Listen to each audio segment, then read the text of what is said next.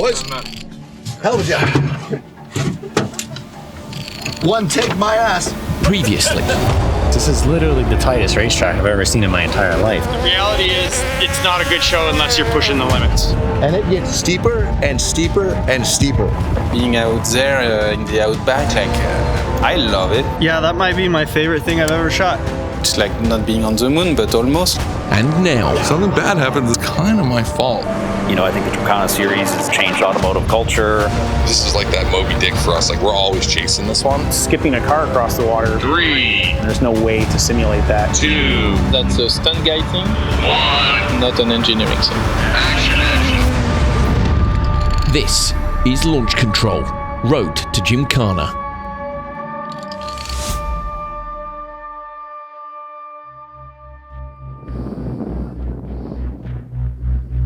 Seven days into a 9-day shoot, the tension on the Gymkhana set has never been higher.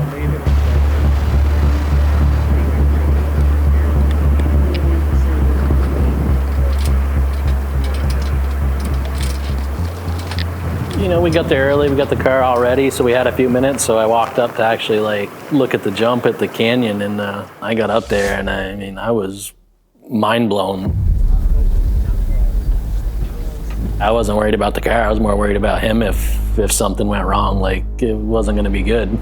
This is super sketchy because at 84 miles an hour, you're probably gonna slam into it's like hitting a wall basically. Break your wrists and whatever else, and then you'll tumble down and probably break your back at the bottom. So faster than 84 and faster than 89. I think you'll probably break your back too, so you got that going for you. Although I am using bubble wrap, so maybe I'll be able to land further. Car's probably not gonna last. When you go on the cliff and you see all of that, you say yes, that is super scary. But honestly, with the work that has been done to prepare it, and I would say honestly, the workers that put the ramp in and out, and the test day we've done before, replicating those angles and all of that, I was confident. An hour outside of Sydney, during a pre-shoot shakedown, the team replicated the canyon jump as a test. It was the first time the Brataroo lifted all 4 wheels off the ground under its own power. We had practiced how long the car had to jump, but that was over, a tabletop of dirt, and there was basically no risk there. And then we get there and we can see it's, 50, 80 feet down, something like that. It gave me goosebumps. It seemed straightforward, but now the consequences of failure cannot be ignored. His hat, he's in the shot. Or they just set it on the ground on a bag.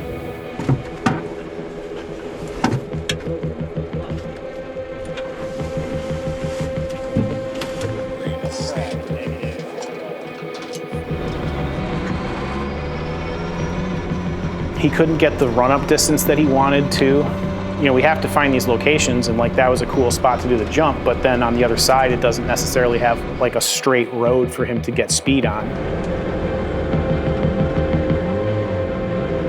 We had sawzalls and hammers, and we were clawing little bushes out of the way and cutting stuff, and we were making him a run out in the desert further just to make sure he could get enough speed, to where he could to clear it. And if someone can stand on the outside of my turn, so I know where I'm going. I could tell on the radio, his voice was a little bit not as confident sounding as it normally is when he's asking for things. Hi. I needed, at least for me, to understand who is where, if something happened, what is the process, and all of that. Yeah, did the Jaws of Life make it here? I think this is the least I've spoken in my entire life in the past hour. Just sitting here, staring at this hole. It's just internal. And it's going to be over in 1.1 seconds. Yeah. Good check.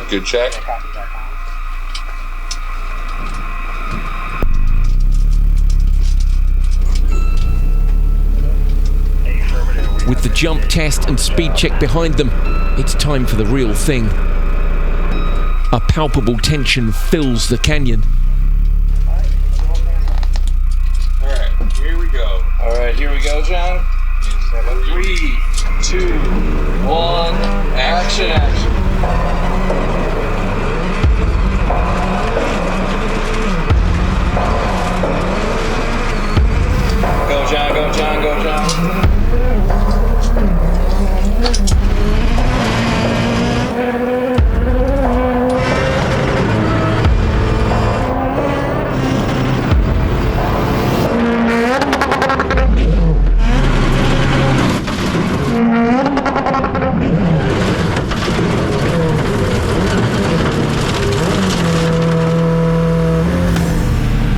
followed by a collective sigh of relief. That was sweet. That's good.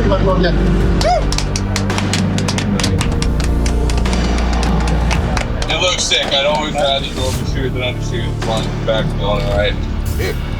Maniac, man. Yeah, that's cool. That was amazing. Fucking great.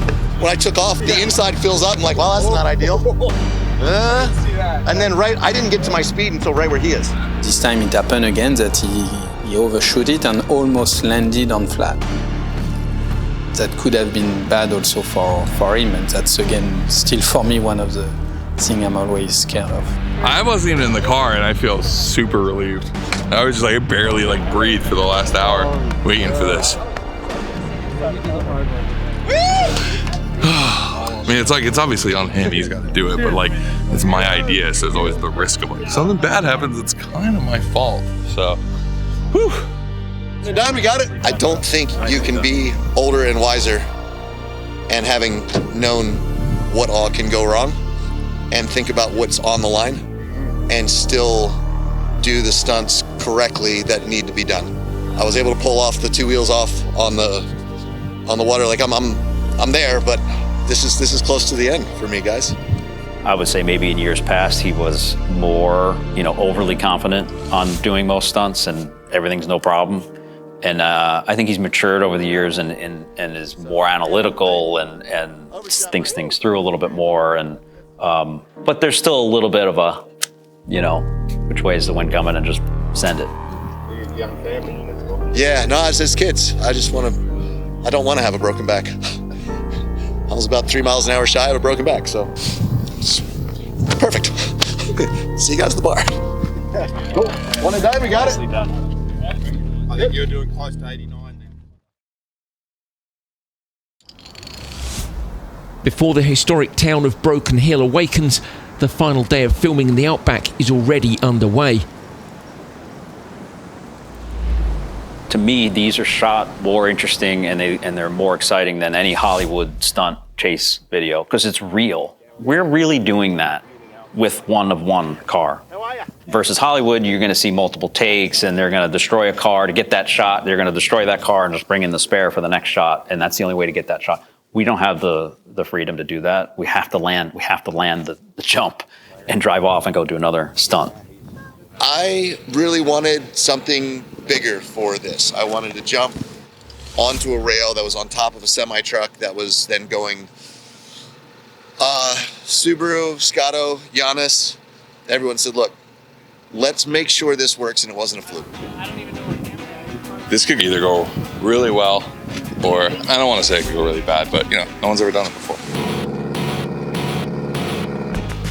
Giannis and I fundamentally have different approaches to life. I'm not nervous. You just, Travis won't tweet that at high speed. My goal or target is usually based on how much fun I can have getting to that place. Quite a lot of, things that needs to be perfect for that stunt to work. Rail jump done, and the most dangerous stunts are behind them. Everyone is having fun and on a roll. How's that feel? Perfect. For us, we think it's pretty cool. Obviously, Travis always wants everything turned to 11. Travis is not scared of anything on my scale. The goal is to back it in here. Giannis, every time something's fun, Giannis goes, I'm sorry, I'm boring. Giannis wants to get to the finish line as fast as possible. I want to have as much fun as possible getting to the finish line. All right, here we go.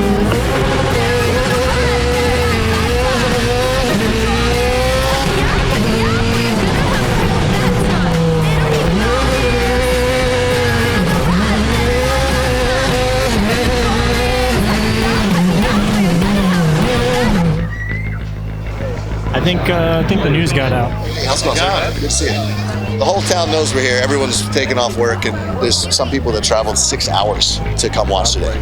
So now we've got an audience. The cops, you can't film anything here because they're just putting the sirens on the whole time. A few donuts around a kangaroo and an out. That's it. I mean, the whole town's out here. I see that. All right, here we go.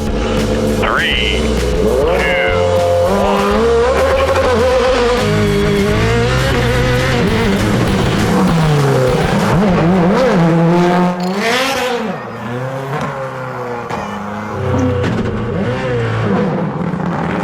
shame that Jim York's famous moment's going to be wearing something you can't see his face, but this might also be why it worked so well for Jim.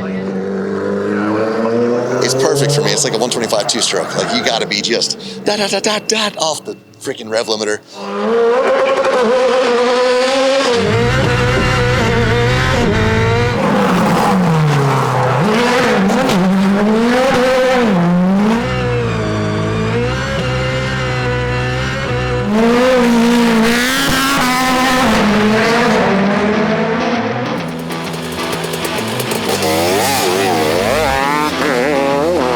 Got this natural jump here in this road.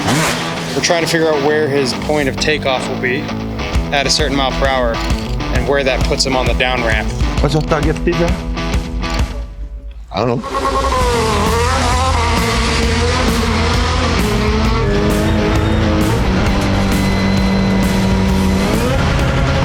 I think Giannis is pretty much just given in at this point.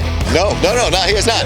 He is not. You don't have a massive hole in the middle, so it's on him. We can go slow and work our way up. You know, sometimes I say some stuff and he's listening. Which camera is the best for thumbs up in the air that we? I mean, honestly, like if you like right in front of your shifty, or catch it here and there, probably. We So I want to make sure it's not blocked by the. Where's your?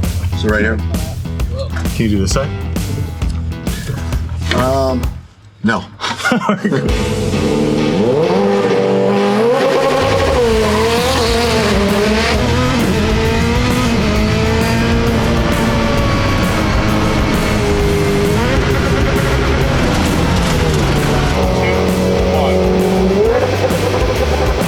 If it's weak, big.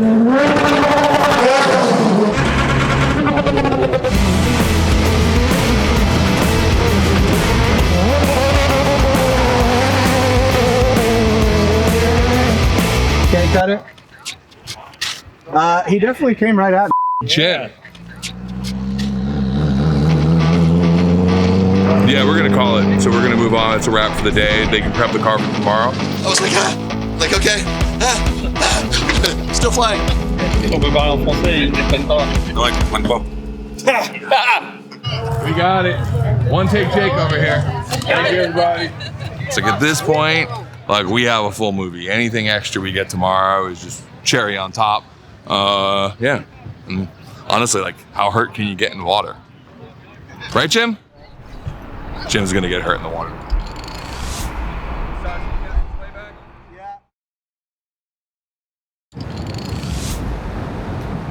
Fast forward 2 days and a 14-hour drive from the Outback. What should have been a simple travel day home has turned into an added shoot day. All thanks to the jump test location. Well, basically we came here as a test site to get the jump right for the big canyon out in the Outback. And once here, we found this pond. And in typical Travis fashion, he said, let's just skim the pond. Sideways, up over that hill. Got it. As fast as the car will go, break off of this road, cross the scratch right here. And basically we can go anywhere in this range, works for me. They take this out, they dig this down from here to there. They have all the equipment they need. What's your plan? Diego, what was our plan? For what? Do what we talked about crossing the water here. We just go for it. It's the exact same. So if two guys say we can do it, we can do it. Obviously. I think that could be one of the most exciting scenes. And we didn't actually hear about it until, it takes a while for that message to make it to everyone on the team. So like we started hearing people talking about it, right? Like, oh, we hear we're doing the water thing on Monday. And it's like, well, we hadn't been told that yet. Principal filming began while Subaru and the film team debated whether the added time and risk was worth it. I suspect the idea of adding a day happened days before I became aware of it. At the end of the day, we want to make the best film possible. And yes, it's not ideal that now we've got to have everyone stay another day and extra time, extra cost, extra risk, but it made sense. By the time the team reached the Outback, the added day was approved, and now the time has come. This is like that Moby Dick for us. Like, we're always chasing this one. Like, we really wanted to do a water crossing in Annapolis. Right, and it was just way too big and too lofty of an idea, and we didn't do it. And then we wanted to do one in Fort Lauderdale. And it definitely proved that it worked. But I don't think it resonated with the audience. Like, I don't think the audience understood that, like, we dug this, like, 6-foot deep pond. I think they thought we just, like, went across, like, a puddle. This is just one of those tricks that Travis and I have both gravitated to. It's something we both want to see happen, and we want to keep pushing it and seeing how much further it can go. But it obviously has massive consequences. And if you're going to bring the entire suite of assets out here to film, what more can we do out here since we're here anyway? So it became pond skim, it became another jump over the jump we've already done. And then that turned into, let's just do the road also. How are you feeling? Feeling great. It's the last day. I get to go home tomorrow. Yeah. I'm just hoping to have the last day on a good note. Me too. Every single day that we've been out here, I've really tried hard to take a moment and just appreciate the fact that we're out here doing this and enjoying this and learning as we go. And I mean, we're out in the Outback, we're in the countryside, we're in downtown Sydney. It's amazing, and I feel very fortunate to have been a part of that.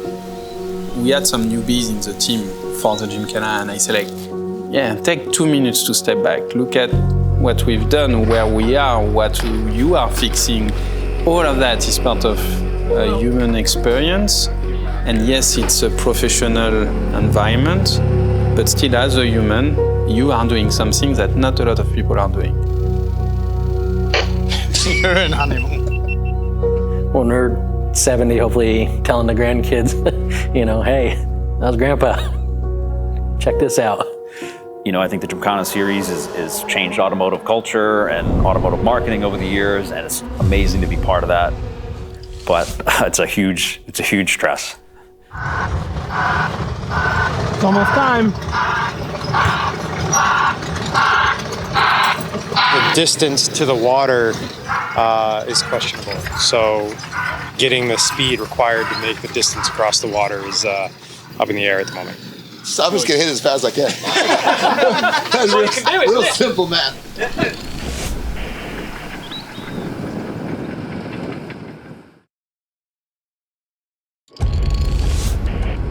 The water, I'm sorry, I'm not putting any theory behind that. You had to weigh all these things. You know, is it worth the risk of damage?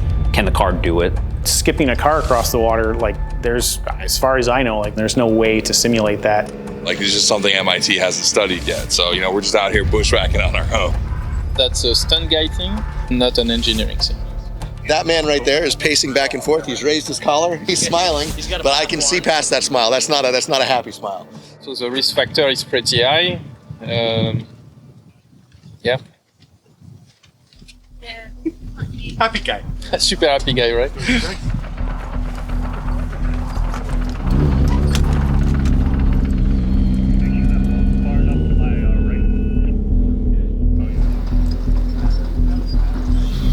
For my frame, because we're tilted up. Why do we do this? Water, you can see the road that he came in. Never know.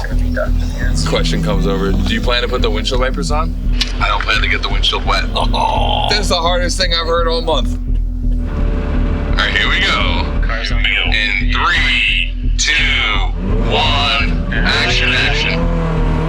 So the question is, can a car skim a 199-foot pond without becoming a submarine?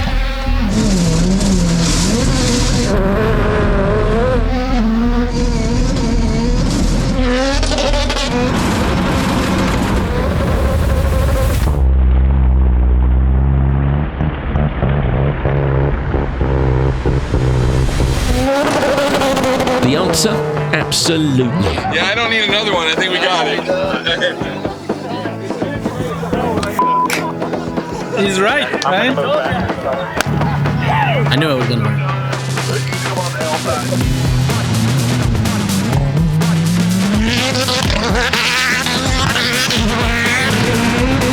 Built on out-of-the-box thinking, world firsts, and massive risks, the Pastrana and Subaru era of Gymkhana films finish exactly how they started, pushing the edge of what's possible. We got a talent rep for Travis Pastrana. Thank you very much, Travis.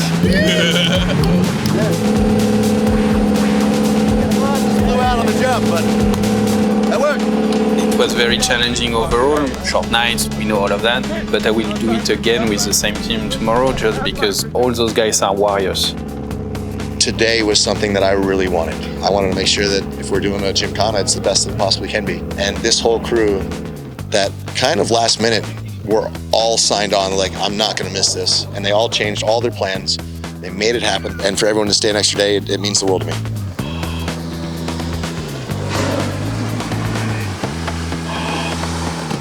Filming was perfect, like with a lot of like heavy dash of luck in there, but still like I'm excited about this one. I really am. Pop up and have some fun. What's that? Do one with the extinguishers and pop it up and spray it in the air. Speak Do you want American. one of our fire extinguishers and just spray it in the air for a bit of fun? Oh, for a fire? Just for a bit of fun. One of the extinguishers. Oh, yeah. No, we're good. Sure? I appreciate I've you. got plenty of them. You got plenty, huh? That's not a bad idea then. This thing was pitched to me as a skip.